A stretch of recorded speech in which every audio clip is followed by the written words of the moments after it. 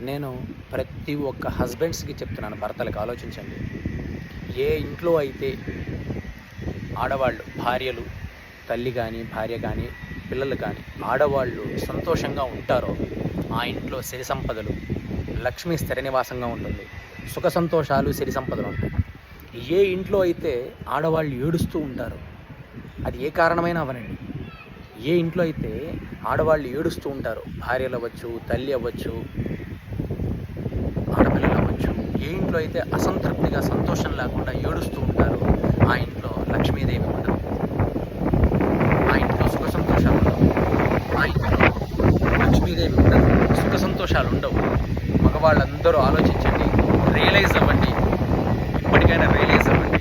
చక్కగా మీ భార్యలని, పిల్లలని సంతోషంగా చూసుకోండి. ఏడిపించవకండి. ఎందుకంటే ఇప్పటికీ కూడా చాలామంది చదువుకున్న మూర్ఖులుగానే ఉన్నారు.